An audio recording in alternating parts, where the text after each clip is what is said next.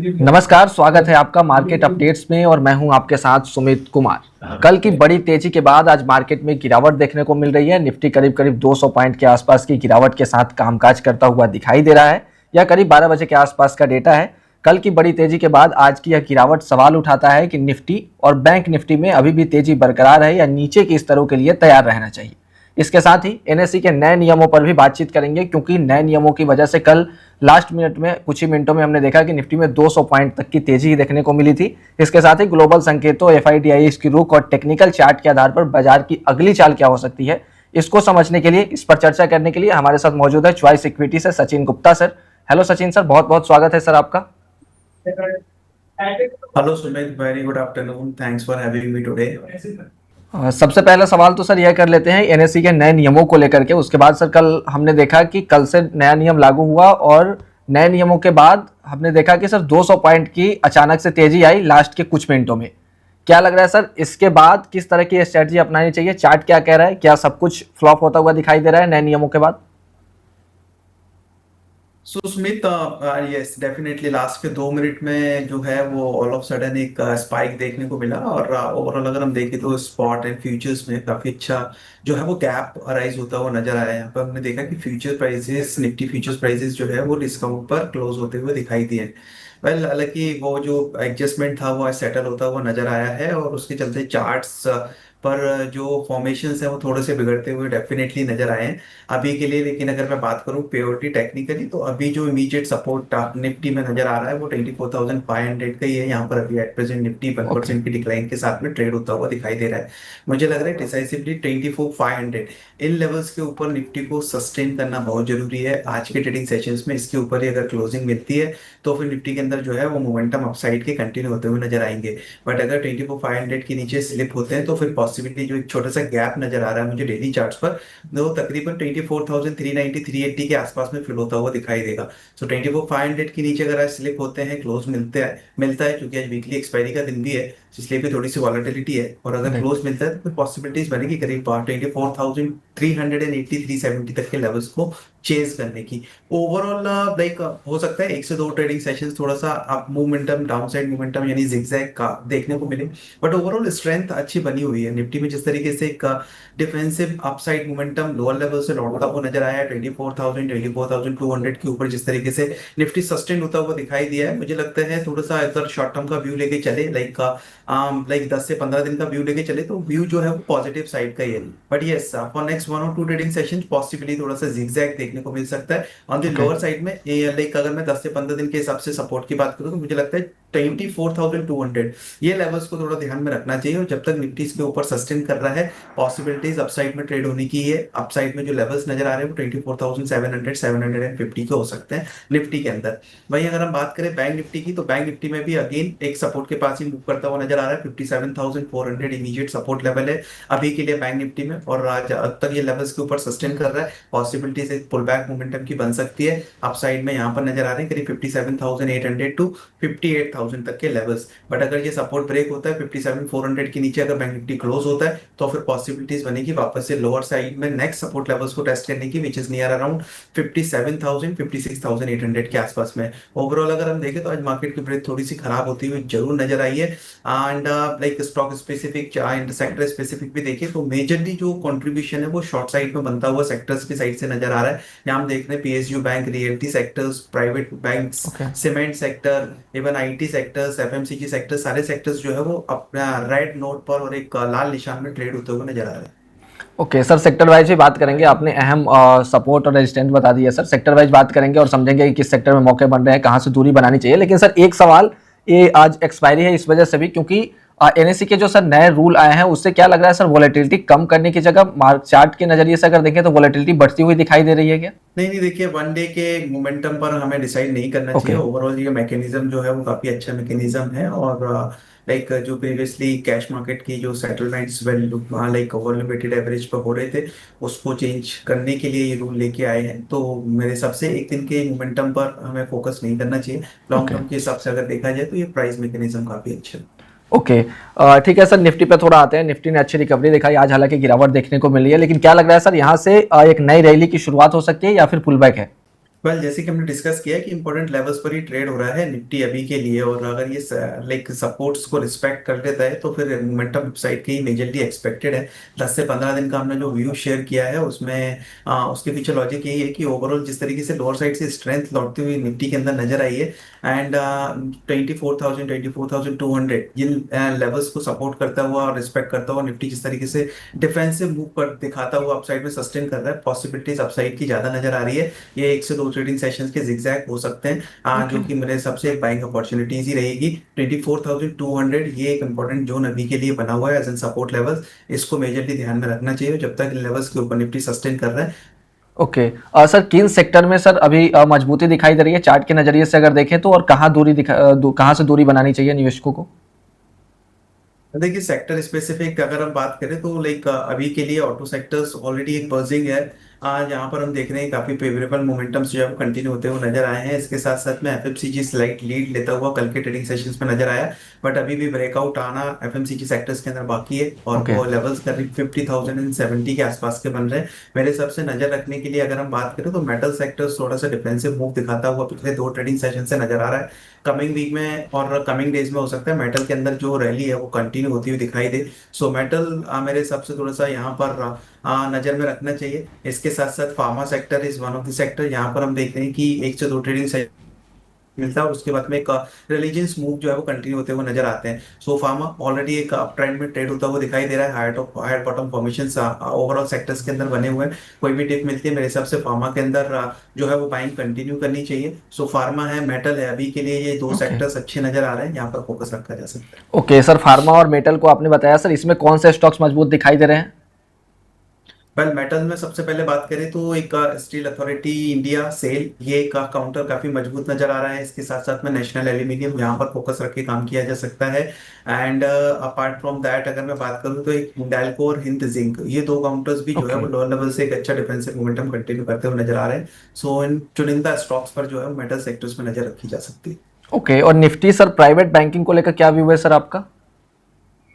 Nifty private banking को लेकर view थोड़ा सा मिक्स्ड है, बिकॉज अभी भी अगर हम देखें तो प्राइवेट सेक्टर बैंक का जो है वो करीब 1.5% के आसपास में डिक्लाइन कंटिन्यू कर रहा है। बट प्रायर डे पर हमने एक अच्छे रिलीजियस मूव जो है वो कंटिन्यू होते हुए लाइक ओवरऑल सेक्टर्स के अंदर देखे थे। मेरे हिसाब से थोड़ा सा स्टॉक स्पेसिफिक हो जाना चाहिए प्राइवेट सेक्टर बैंक्स को लेके। यहाँ पर हम देख रहे हैं कि एक्सिस बैंक हुआ, आईसीआईसीआई बैंक हुआ, ये स्टॉक्स थोड़े से लीड करते हुए नजर आ रहे हैं। तो कोई भी डिप मिलती है यहाँ पर जो है वो बाय कंटिन्यू किया जा सकता है। रिलेटिव स्ट्रेंथ काफी अच्छी है ओवरऑल पर्टिकुलर सेक्टर्स में इन स्टॉक्स के अंदर।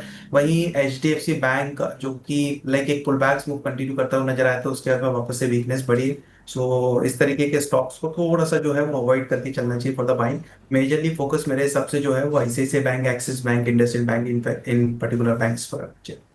Okay, ICICI bank, Indus IND bank पर फोकस रखा जा सकता है। और सर आईटी में हमने देखा है कि पिछले कुछ सत्रों में तेजी देखने को मिली थी, आज हालांकि गिरावट देखने को मिली है। क्या लग रहा है सर इसको लेकर के, क्या अभी यहाँ से मौके बनते हुए दिखाई दे रहे हैं या फिर हाथ से मौका निकल गया है? नहीं बिल्कुल, देखिए आईटी के अंदर अगर हम देखें तो चुनिंदा स्टॉक्स के अंदर अच्छे मोमेंटम्स हैं, और ओवरऑल जिस तरीके से लोअर साइड से आईटी सेक्टर्स मूव करता हुआ दिखाई दिया है, थोड़ा सा एक पॉज लिया है, मैं बोलूंगा इवन एक कंसोलिडेशन फेज में जाता हुआ दिखाई दिया है। हो सकता है 1 से 2 ट्रेडिंग सेशंस और फर्दर कंसोलिडेशन इन लेवल्स पे देखने को मिले और उसके बाद में एक फर्दर ब्रेकआउट कंटिन्यू होता हुआ नजर आए। वेल मैं बात करूंगा निफ्टी आईटी सेक्टर्स की, यहाँ पर एक ब्रेकआउट दिखाई दे रहा है मुझे, और वो लेवल्स बन रहे हैं करीब 31,800 के अराउंड। 31,800 जैसे ये लेवल सरपास होते हैं, मुझे लगता है एक अपसाइड मोमेंटम कंटिन्यू करता हुआ वापस से आईटी सेक्टर्स में नजर आ सकता है। स्टॉक स्पेसिफिक मैं मेरी रणनीति रहेगी स्टॉक स्टॉक स्पेसिफिक थोड़ा सा रही है यहाँ पे।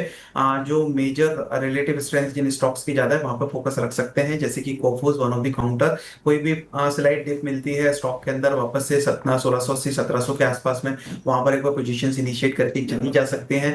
एंड इसके साथ साथ में इन्फोसिस के अंदर भी लोअर साइड से एक अच्छी रिकवरी मूव अटेम्प्ट होता हुआ नजर आया। अभी के लिए एक इमीडिएट बेस 1100 के आसपास बन गया है। मेरे हिसाब से जब तक 1100 के ये इमीडिएट सपोर्ट्स इंटैक्ट है, पॉसिबिलिटीज यहाँ पर भी करीब अप साइड में 1230 1250 तक के लेवल्स को चेस करने की है।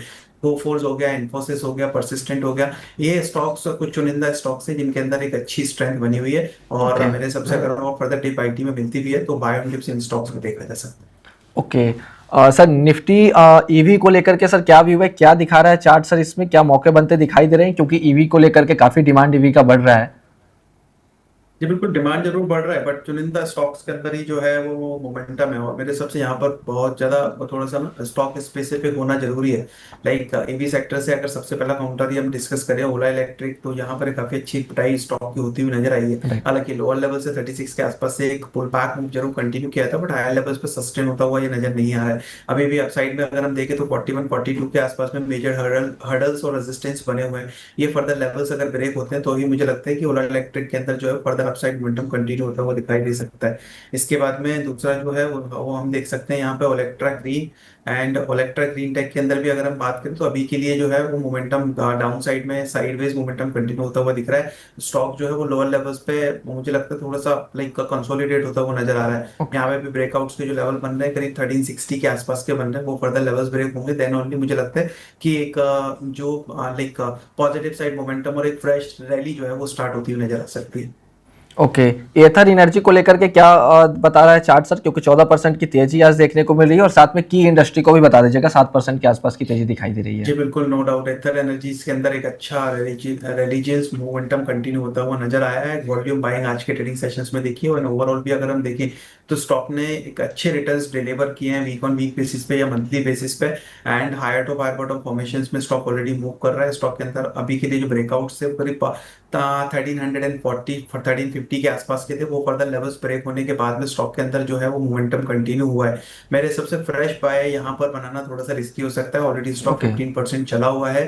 बट जो लोग होल्ड कर रहे हैं पोजीशंस को, उनको बने रहने की सलाह दूंगा। स्टॉप लॉस प्लेस करना चाहिए 1380 का, और उसके साथ में पोजीशंस में होल्ड रखिए। आप साइड 1550 1600 तक के लिए भी देखने को मिल सकते हैं। ओके।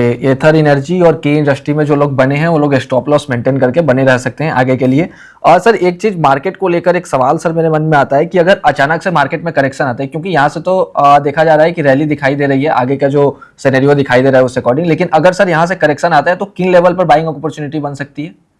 अगर आप निफ्टी की बात कर रहे हैं तो निफ्टी के अंदर अगर करेक्शन आता है तो वो बाइंग अपॉर्चुनिटीज वही करीब 24,350 24,000 के आसपास में, 24,400 और 350 इस रेंज में बन सकती है। यही एक जैसे कि हमने डिस्कस किया था कि एक गैप है 380 के आसपास 370 के आसपास के लेवल्स चेस करते हुए नजर आ सकते हैं। सो 350 24,350 24,400 ये रेंज एक पकड़ के चल सकते हैं। यहाँ से हमें देखने को मिल सकती है वापस से बाइंग।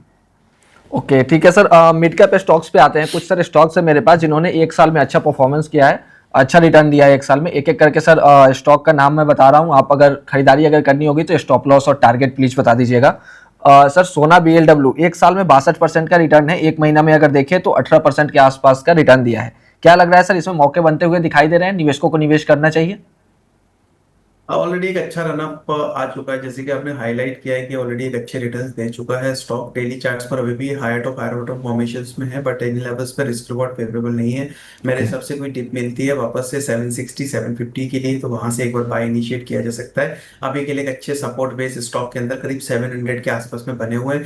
जो लोग होल्ड कर रहे हैं उनको बने रहने की सलाह रहेगी। 700 720 के आसपास के स्टॉप लॉस के साथ पोजीशन इंटैक्ट रख सकते हैं। फ्रेश बाइंग के लिए सलाह होगी buy on dips. Okay. Sir solar industry एक साल में 53% का रिटर्न देखने को मिल रहा है, एक महीने में अगर देखें तो फ्लैट कारोबार होता हुआ दिखाई दे रहा है। क्या लग रहा है सर, इसमें जो लोग बने हैं उनको क्या करना चाहिए, और फ्रेश बाइंग का क्या अपॉर्चुनिटी बन रही है क्या?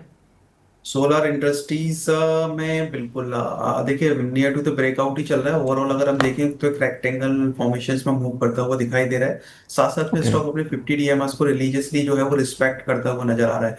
पिछले 3 ट्रेडिंग सेशंस पहले अगर मैं जाऊं तो लोअर साइड पे 1700 एंड 855 के आसपास के लोज स्टॉक ने टेस्ट किए थे 30 जुलाई को, और वहां से जो है वो एक 50 डीएमएस के लेवल्स थे, और अराउंड दैट लेवल से एक रिकवरी मूव वापस अटेम्प्ट करता हुआ दिखाई दे रहा है। ऑन द हायर साइड में अभी के लिए जो टारगेट्स बन रहे हैं वो 19,000 के हैं, और वो फर्दर लेवल सरपास होते हैं तो पॉसिबली 19,500 तक के लिए भी लेवल्स कंटिन्यू होते हुए नजर आ सकते हैं। अभी के लिए जो सपोर्ट एरिया बन रहा है स्टॉक के अंदर वो मेरे हिसाब से 18,000 कंसीडर करके चला जा सकता है। कोई फ्रेश बाय ले रहा है तो 18,000 के स्टॉप लॉस के साथ में पोजीशंस कंटिन्यू कर सकते हैं। जो लोग ऑलरेडी होल्ड कर रहे हैं उनके लिए भी 18,000 का स्टॉप लॉस सही रहेगा। ओके, होल्ड किया जा सकता है लेकिन स्टॉप लॉस को ध्यान में रखकर। ओरेकल फाइनेंशियल सर्विसेज एक साल में देखें तो 50% के आसपास का रिटर्न आता हुआ दिखाई देता है यहाँ से, और अगर एक महीने में देखें तो 4% का रिटर्न दिखाई देता है। क्या लग रहा है सर, फ्रेश बाइंग के लिए मौके बन रहे हैं, या फिर जो जिन लोगों ने होल्ड कर रखा है उनको क्या अभी भी होल्ड करना चाहिए या फिर निकल जाना चाहिए?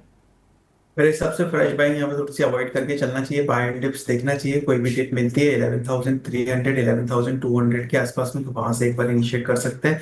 एंड जो लोग पोजीशंस होल्ड कर रहे हैं उनको बने रहने की सलाह रहेगी। 10,700 एक अच्छे एरियाज बन रहे हैं सपोर्ट के, सो 10,700 के स्टॉपर्स के साथ में होल्ड कर सकते हैं। अपसाइड में मुझे लग रहा है कि एक बार मोमेंटम कंटिन्यू हो सकता है, और उसके चलते करीब 12,000 12,500 ये लेवल्स देखने को मिल सकते हैं short to medium term.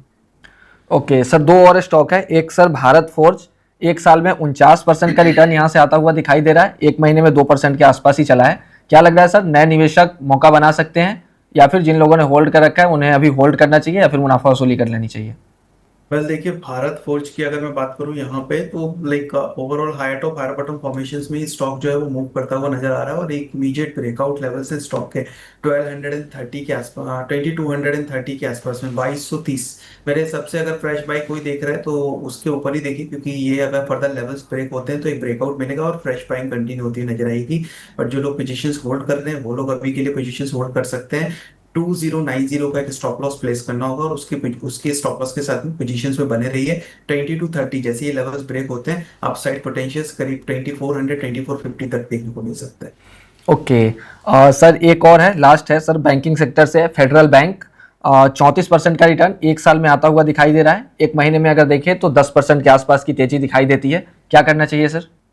Federal bank अभी करीब जैसे कि हमने बात की है कि प्राइवेट सेक्टर बैंक्स के अंदर कुछ हाई लेवल से प्रॉफिट बुकिंग कंटिन्यू हुई है, और ओवरऑल अगर हम देखें तो एक अच्छा स्ट्रेंथ स्टॉक के अंदर और अच्छे रिटर्न्स स्टॉक ने डिलीवर किए हैं। Higher top higher bottom formations थे प्रीवियसली, स्टॉक करीब 357 58 के आसपास में एक कंसोलिडेशन फेज के ब्रेकआउट्स दिखाने के बाद में करीब 371 के आसपास तक के हाइस टेस्ट करता हुआ प्रायर डे पर नजर आया है।